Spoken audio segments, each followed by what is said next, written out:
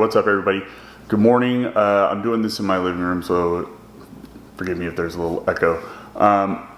If you see me looking back and forth, I'm actually doing cell phone for Instagram, and then I'm recording something that I'm probably gonna put together later for YouTube. So what's up? Welcome if you're new here. If you're not, welcome back. I wanted to take a second and try to talk about what happened with the Jeep. So some of you may know, some of you may not. We had gone wheeling a couple weeks ago with the Jeep and had a little problem. So it was about 102 degrees on the trail. We did Pilot Rock up near Hesperia, a trail between Silverwood Lake and Lake Arrowhead, up in the mountains in like Crestline area. So long story long, it was hot. We were running the air conditioning and we were doing this second obstacle. It's a hill climb, and in the middle of it is a big boulder dug into the hill that you have to climb. And if you don't approach it with favoring one side or the other, then your tires don't really get access unless you have like zero approach angle and, you know, just tires hit everything first. If you don't favor a side, then your tires won't get access to the boulder that you need to grip, and you'll just nose right into it, which is exactly what I did. I didn't walk the obstacle first, which is always a good idea, and we just nosed right into it. That being said, Brian, who was with us, took the ZR2 up the easy line to try to help spot me up. And while that was happening, my temperature started spiking in the Wrangler. So I said, you know what, I'm not gonna push this while my temperature's climbing. I'm gonna back down. While we were backing down, the coolant bottle exploded. So in the JL, and for you JK owners, or anybody with any sort of other Jeep or off-road vehicle, you may have something different, but in the JL, the coolant bottle, and I believe in the JT as well, the Gladiator, the coolant bottle reservoir is a two-piece, has a seal, which, I mean, I don't really know what the idea behind it is. It's a two-piece system, and it's got like a seal with like RTD, I'm guessing. But the seal failed, and the bottle separated, and that system's under pressure, so it shot the top into my hood. No damage to the hood, fortunately. Unfortunately, it dumped all of our coolant onto the trail. So shut the Jeep down and try to start going to recovery mode there. Fortunately, with my brother there, my brother Chris, my cousin Corey, we all kind of came together. Brian also was very helpful because he was able to take my wife and kids and kind of continue on the trail so the day wasn't totally lost for them. My brother and my cousin and I started trying to go into kind of the trail fix mode. So we got a bunch of zip ties, dumped a bunch of water into it because it's all we had. Normally I try to carry an extra bottle of coolant on the trail, but I didn't have any. So we just dumped a bunch of water into it and zip tied the crap out of the two-piece bottle, put the cap back on, and filled it up, and tried to kind of just take easy lines for the rest of the trail. So it did burn off a lot of that water. We actually burned through all of our water just trying to get off the trail. And then it was just trying to take easy lines the whole way, because it went from, you know, having a fun wheeling trip trying to push our Jeep to the limits to just trying to safely make it off the trail. So fast forward a week later, I get a new bottle from Jeep delivered, finally. FedEx was a bit of a nightmare. I paid extra money for overnight shipping, but it took like 4 or 5 days. I was able to get refunded, but nevertheless, we were limping the Jeep the entire time. I ended up taking some worm gear hose clamps to kind of give a more sturdy, secure kind of seal around that coolant bottle, because we did break several zip ties. They were just melting because it gets so hot. So they would break. Sorry, that's kind of getting kind of long, but I wanted to share my experience. So once I got the new bottle in, I slapped it in, and I've recorded a video that I'm going to post about how to do that if nobody's ever done it before, and might like some tips and tricks about how to do that. If you haven't already, just check to see if it's posted. I will post it soon. I'm just doing some editing on it.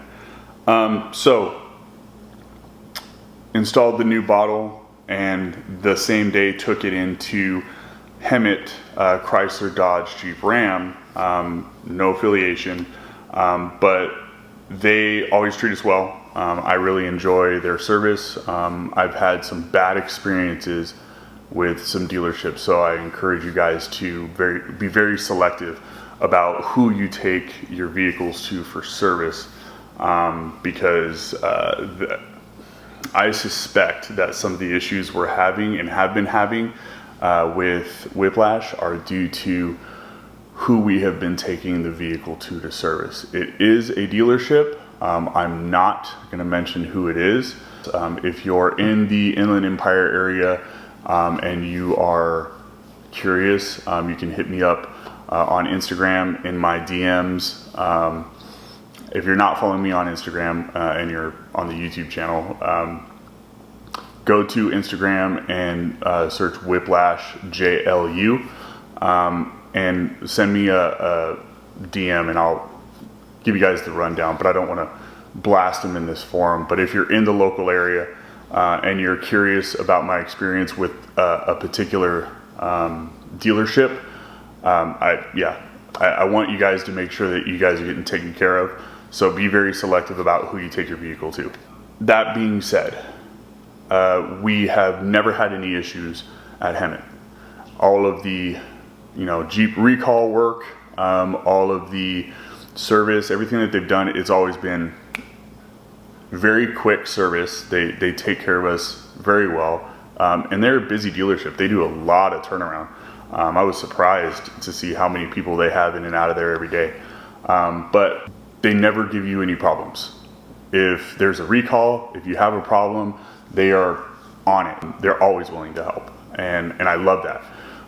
This other dealership that I bought my Jeep from is not that way. And furthermore, when it comes to the level of service they provide, I've got serious questions about whether or not they are fulfilling their obligation to provide you the service that they are saying they do.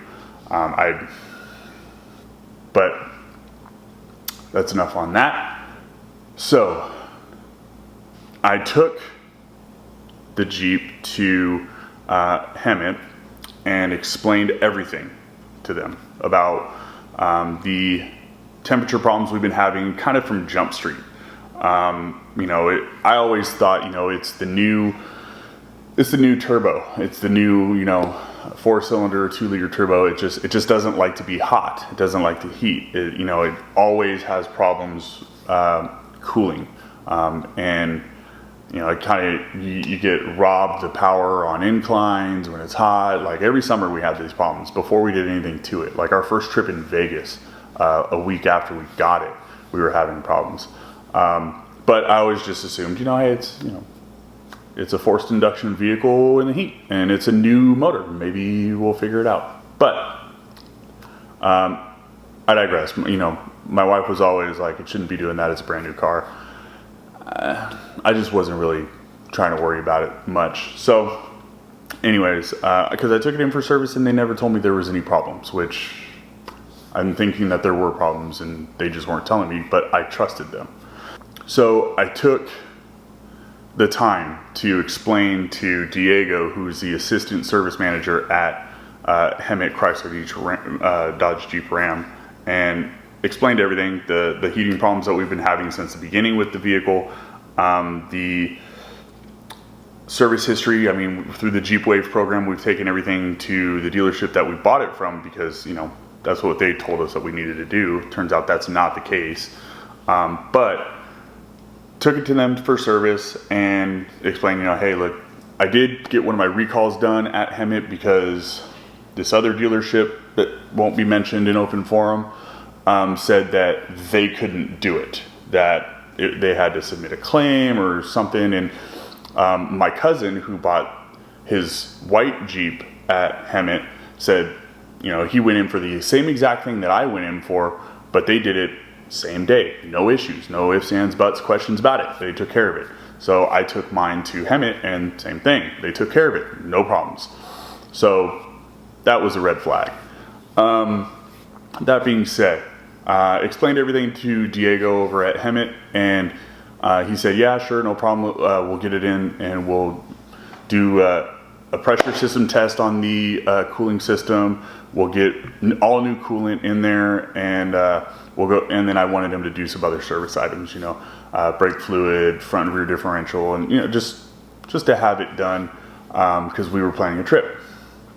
Later that afternoon, I get a call from Diego, and he says that it's actually much worse than we thought. I blew a head gasket, and he's thinking that this is downstream problems from issues that we may have been having for a while. So he said that I failed my block test and that I blew a head gasket, and he had to run some other tests to see if there was any other damage. Turns out, I found out a couple days later that our turbo is no good, so we need a new turbo. And the block, he said, seemed to be in pretty good shape, so it's okay. However, he said that he was going to need to keep the Jeep for 2 weeks, which of course was a bummer to me, because we've had plans this past weekend. We actually just got back from Utah.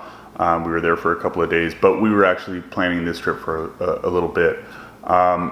And we've got several other things that we're trying to do all at the same time. And it's kind of a bummer to be out that vehicle, but you know, I told him, hey, it's a daily driver. My wife uses it to commute to work. Is there anything that you can do to help us? Is there a courtesy vehicle? And he said, yeah, no problem. I'll hook you guys up with a rental. No big deal. So taking care of us, and he said that he would have to get back to me. He had to submit a claim to Jeep to find out if it was going to be covered under our warranty. Our bumper-to-bumper 36,000 mile warranty, we're already past that. So I think it's our drivetrain. I don't know. I think it's a 60 or 100,000 mile warranty that this is all going to be covered under. Fortunately, he did get back to me a couple days later and let me know that, you know, everything's going to be covered under warranty. It's just going to take some time to get the parts in, because the turbo isn't locally available. So just to kind of wrap this up, make sure that whoever earns your business is worthy of it. We love our Jeep, and we have put a lot of time and effort and love into our Jeep, and we want to make sure that it's taken care of, because we ride it kind of rough, you know, as a lot of people do. So just make sure that whoever you're taking your vehicle to take care of it is trustworthy. I know this has been kind of long. I'm going to see what I can do as far as trimming it up and making it a little bit more easy to digest. But hopefully you guys got something from this. I tried to make it so you guys understand what happened with the Jeep and what it's going through right now. All right, my battery died, so I'm gonna try that one more time. If you guys are not following me on Instagram, head over to Instagram, and it is at Whiplash JLU on Instagram. Make sure you follow. Hope you guys enjoyed the video. Make sure you like, subscribe, and I will see you in the next video.